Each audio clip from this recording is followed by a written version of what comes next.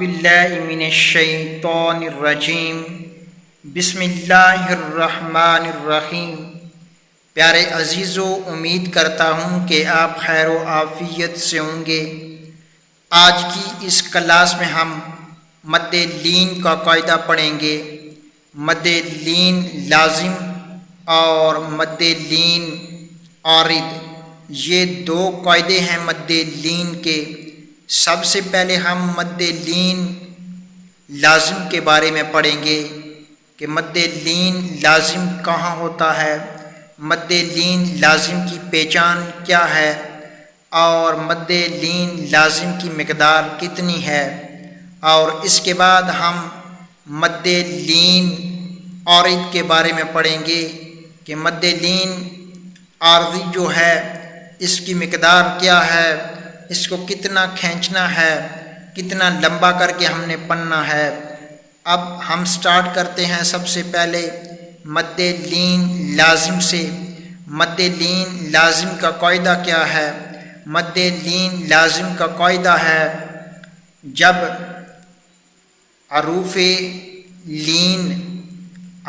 लीन के बाद जज़म हो या फिर तशदीद हो तो उस सूरत में हम मद्दे लीन का कायदा इस्तेमाल करते हैं और इसको खींच करके लंबा करके पढ़ते हैं। इसको हम एक अलिफ से 3 अलिफ के बराबर लंबा करके खींच के पढ़ सकते हैं।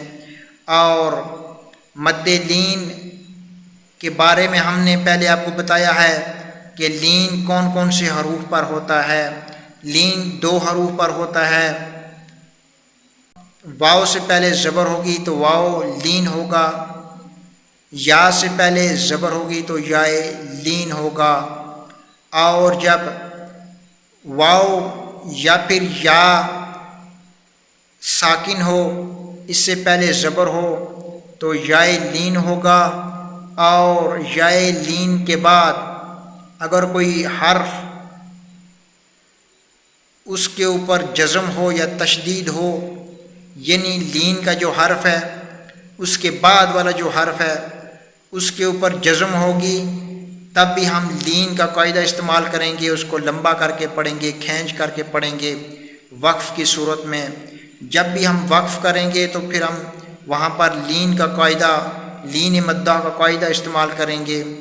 जैसे है आइन आइन। अब जो लफ्ज़ आइन है इसके ऊपर ज़बर है, इसके बाद जो हर्फ है वो याए साकिन है। याए साकिन से जो पहले वाला हर्फ है आइन, उसके ऊपर ज़बर है।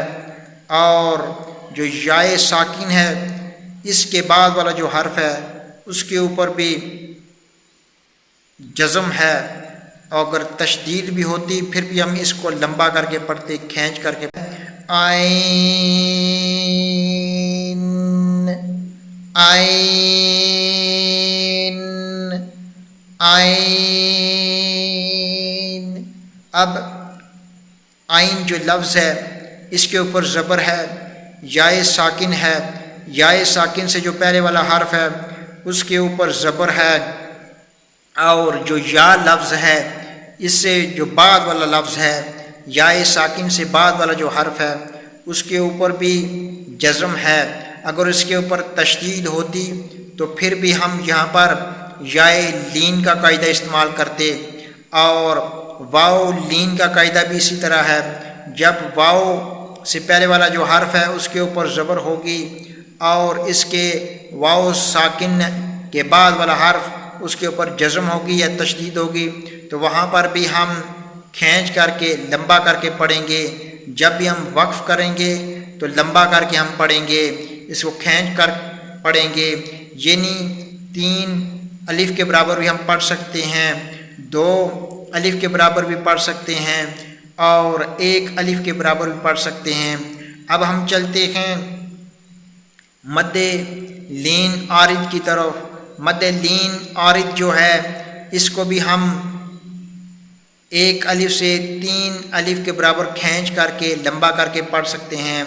मद्दे लीन आरिद का कायदा क्या है? مد لین عارض کا قاعدہ ہے جب حروف لین کے بعد ہم جب رکیں گے جب ہم وقف کریں گے تو اس صورت میں مد لین کا قاعدہ استعمال کریں گے، اور وقف کی صورت میں ہم جو لاسٹ والا حرف ہے اس کے اوپر زبر ہوگی، زیر ہوگی، پیش ہوگی تو اس کو ختم کر دیں گے، اور ختم کر کے لمبا کر کے ہم نے پڑھنا ہے، اپنی طرف سے جزم لگانی ہے لاسٹ والے حرف پہ، تو تب جا کے واو لین اور یائے لین کا جو قاعدہ ہے اس کو استعمال کریں گے، اور یہاں پر مد لین کا جو عارضی قاعدہ ہے وہ استعمال کریں گے۔ مد لین عارضی کا قاعدہ جو ہے وہ اس طرح سے ہے کہ جب حروف لین کے بعد جو لاسٹ والا حرف ہے جہاں پر ہم وقف کریں گے اس کی زبر زیر پیش کو ختم کر کے ہم جزم لگائیں گے، جب جزم لگائیں گے تو پھر ہم اس الفاظ کو 1 الف سے 3 الف کے برابر کھینچ کر کے لمبا کر کے پڑھیں گے۔ ہم اس کے اوپر کسر بھی کر سکتے ہیں، توسط بھی کر سکتے ہیں، اور اس کو ہم 1 الف کے برابر بھی پڑھ سکتے ہیں، 2.5 الف کے برابر بھی لمبا کر کے پڑھ سکتے ہیں، اور 3 الف کے برابر بھی لمبا کر کے پڑھ سکتے ہیں۔ اب ہم سورۃ قریش کو دیکھتے ہیں، جیسے ہے لی الاف قریش۔ اب یہاں پر ہم جو قریش لفظ ہے اس کو دیکھیں، یائے ساکن ہے، یائے ساکن سے جو پہلے والا حرف ہے را، اس کے اوپر زبر ہے اور شین کے نیچے 2 زیر ہیں۔ یہاں پر مد لین عارض کا قاعدہ استعمال ہوا ہے، مد لین عارض ہے یہاں پر، اور ہم نے اس کو لمبا کر کے پڑھنا ہے، کھینچ کر پڑھنا ہے، جیسے ہے لِإِلَافِ قُرَيْشٍ، لِإِلَافِ قُرَيْشٍ، لِإِلَافِ قُرَيْشٍ، لِإِلَافِ قُرَيْشٍ إِلَافِهِمْ رِحْلَةَ الشِّتَاءِ وَالصَّيْفِ۔ اب صیف جو لفظ ہے سواد ہے، سواد کے اوپر زبر ہے، اس کے بعد یائے ساکن ہے، یائے ساکن سے جو پہلے والا حرف ہے اس کے اوپر زبر ہے۔ یہاں پر جو قاعدہ استعمال ہوا ہے وہ لین کا قاعدہ استعمال ہوا ہے، یائے لین کا، اور اس کے بعد جو حرف ہے اس کے نیچے زیر ہے۔ ہم نے اس زیر کو ختم کرنا ہے کیونکہ ہم یہاں پر وقف کریں گے، وقف کی صورت میں جو لاسٹ والا حرف ہے اس کی زیر زبر پیش کو ہم ختم کر کے جزم اپنی طرف سے لگاتے ہیں، اور ہم نے 1 الف سے 3 الف تک لمبا کر کے ہم اس الفاظ کو پڑھ سکتے ہیں۔ لیکن جو لین عارض کا قاعدہ ہے اس میں بہتر یہی ہے، افضل یہی ہے کہ ہم 1 الف کے برابر اس کو لمبا کر کے کھینچ کر کے پڑھیں، جیسے إِلَافِهِمْ رِحْلَةَ الشِّتَاءِ وَالصَّيْفِ۔ آگے دیکھیں، جیسے ہے اگلی آیت کو دیکھیں، فَلْيَعْبُدُوا رَبَّ هَٰذَا الْبَيْتِ، فَلْيَعْبُدُوا رَبَّ هَٰذَا الْبَيْتِ الَّذِي أَطْعَمَهُم مِّن جُوعٍ وَآمَنَهُم مِّن خَوْفٍ۔ اب دیکھیں، سب سے پہلے لِإِلَافِ قریش کو دیکھیں، قریش کے قاعدے کے بارے میں میں نے آپ کو بتایا ہے۔ اس کے بعد دیکھیں وَالصَّيْفِ جو دوسری آیت جہاں پر ختم ہو رہی ہے، وَالصَّيْفِ جو لفظ ہے یہاں پر بھی یائے لین کا قاعدہ استعمال ہوا ہے، اور یہاں پر مد عارض استعمال ہوگی، یائے لین عارض کا قاعدہ استعمال ہوگا۔ اس کے بعد دیکھیں بیت جو لفظ ہے هَٰذَا الْبَيْتِ، یہاں پر بھی ہم دیکھیں یائے ساکن سے پہلے والا جو حرف ہے اس کے اوپر زبر ہے، اور تا جو ہے اس کے نیچے زیر ہے۔